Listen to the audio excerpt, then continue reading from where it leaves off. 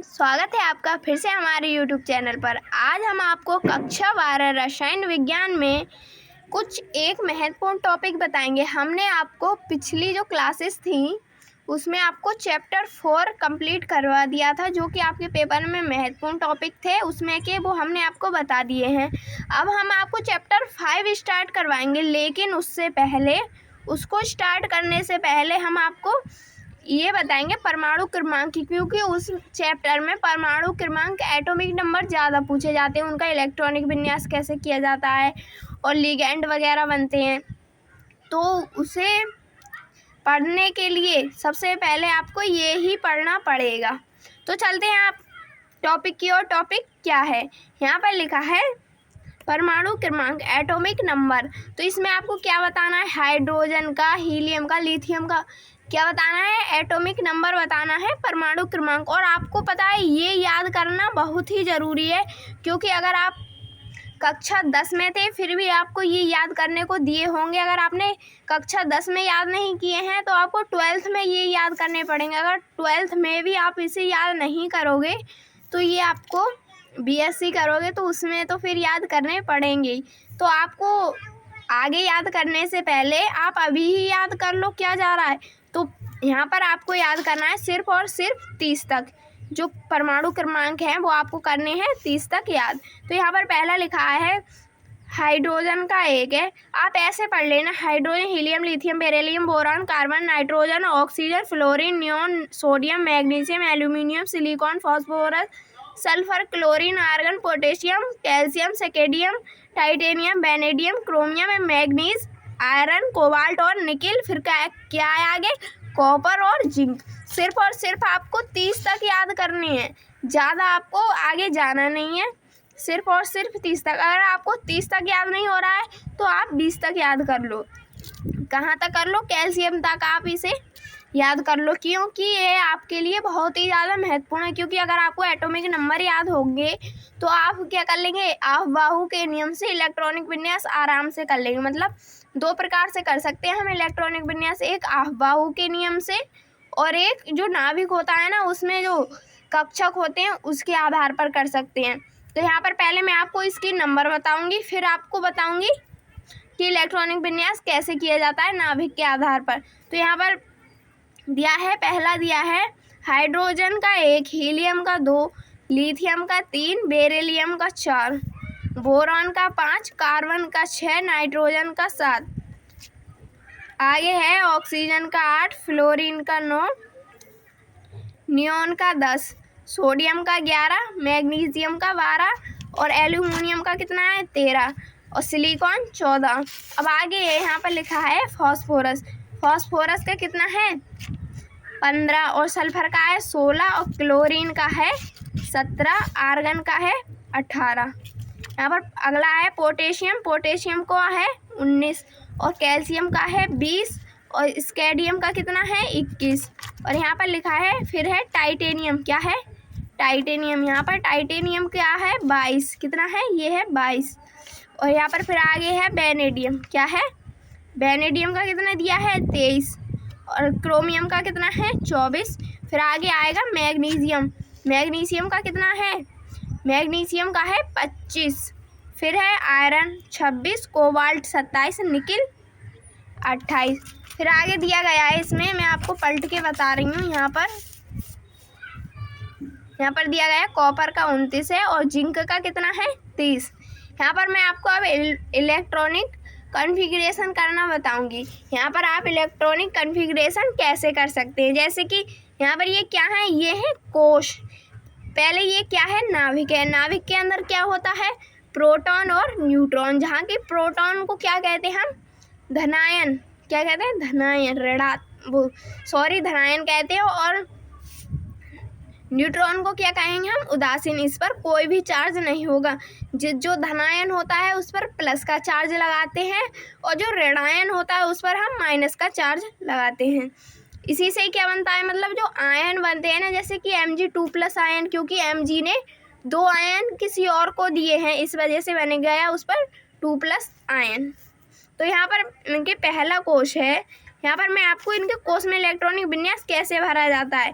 यहाँ पर भरा जाता है KLMN, यहाँ पर है KLMN। इसमें क्या भरा जाता है, इनका इलेक्ट्रॉनिक विन्यास। K में कितना भरा जाएगा 2, L में कितना भरा जाएगा 8, और M में कितना भरा जाएगा 18, और N में कितना भरा जाएगा 32। यही चलता है, मतलब K में हम 2 से ज़्यादा नहीं भरेंगे, और L में हम 8 से ज़्यादा नहीं भरेंगे, और M में 18 से ज़्यादा नहीं, और N में 32 से ज़्यादा नहीं। अब यहाँ पर देखो, यहाँ पर पहला कोष कौन सा है, K का है। K में कितने इलेक्ट्रॉन मूवमेंट करेंगे 2, और इसमें कितने करेंगे L में 8। ये L वाला है 1 2 3 4 5 6 7 8, इसमें कितने कर रहे हैं 8। ऐसे ही M में कितने करेंगे 18, इस वाले में कितने करेंगे 18। आप इसे भर लेना, और N में कितने करेंगे इसमें मूवमेंट 32, इससे ज़्यादा नहीं करेंगे। इसी प्रकार क्या होता है इनका इलेक्ट्रॉनिक विन्यास, जैसे कि मैं आपको यहाँ पर बता रही हूँ। यहाँ पर जो पहला नंबर है हम यहीं से स्टार्ट करते हैं। जैसे कि आप इसी में से कोई सा भी तत्व ले सकते हो, जैसे कि बोरोन ले लिया, पोटेशियम ले लिया। मैं आपको यहाँ पर करके बता रही हूँ इसका इलेक्ट्रॉनिक विन्यास। जैसे कि यहाँ पर है बोरोन। बोरोन का परमाणु क्रमांक कितना बताया है मैंने अभी आपको 5। और किसका कर रहे हैं हम, पोटेशियम, बोरोन और पोटेशियम। पोटेशियम का कितना है परमाणु क्रमांक 19। अभी हम आपको इन्हीं 2 के क्या बताएंगे इलेक्ट्रॉनिक विन्यास कर कर। जैसे कि के में कितना आएगा 2, 8। जब हम इसमें 8 करेंगे तो ये 5 से ज़्यादा हो जाएगा, 8 10 हो जाएगा यहाँ पर। इस वजह से हम इसमें कितने भरेंगे 3, मतलब कम तो भर सकते हैं लेकिन ज़्यादा नहीं भरते हैं। तो यहाँ पर इसका हो गया इलेक्ट्रॉनिक विन्यास। ऐसे ही आप किसी बड़ी से बड़ी संख्या का कर सकते हो।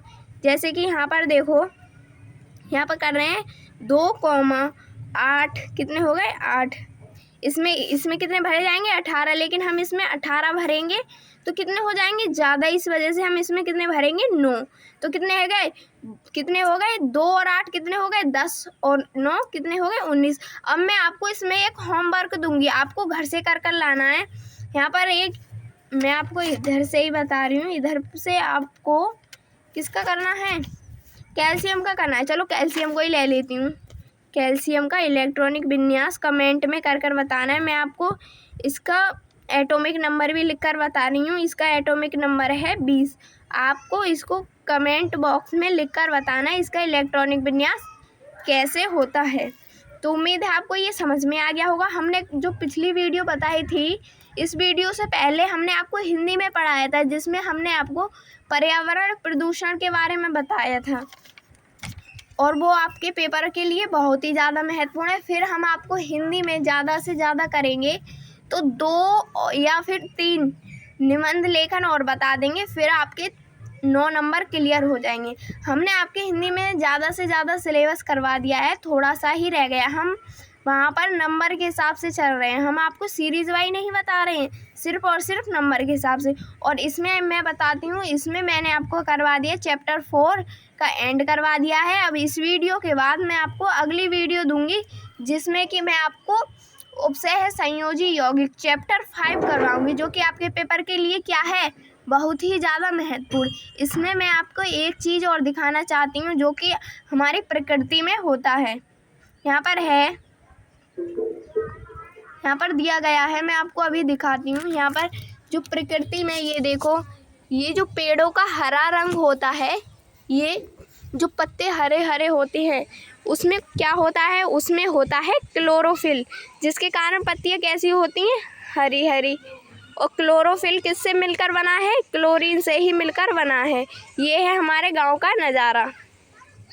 तो आपको ये समझ में आ गया होगा कि पत्तियों का हरा रंग किस कारण होता है। और आपको इसमें एक चीज़ और बता देती हूँ, इसमें बता देती हूँ कि मनुष्य के जो खून में होता है वो लाल रंग किस कारण से होता है। मनुष्य के खून में जो लाल रंग होता है वो किसके कारण होगा, हीमोग्लोबिन नामक का एक पदार्थ होता है, जिसके कारण क्या होता है, मनुष्य का रक्त लाल होता है। ये क्वेश्चन मैंने आपको क्यों बताए हैं, क्योंकि आपसे ये क्वेश्चन कोई भी पूछ सकता है, क्योंकि अगर आप साइंस से 12th कर रहे हो तो इस वजह से आपसे ये क्वेश्चन पूछ सकता है। उम्मीद है आपको ये जानकारी पसंद आई होगी। अगर पसंद आई हो तो प्लीज़ हमारे चैनल को लाइक और सब्सक्राइब ज़रूर कर देना, जिससे कि हमारी अगली आने वाली वीडियो आपके पास ज़रूर पहुँचे। वीडियो को पूरा देखने के लिए थैंक यू।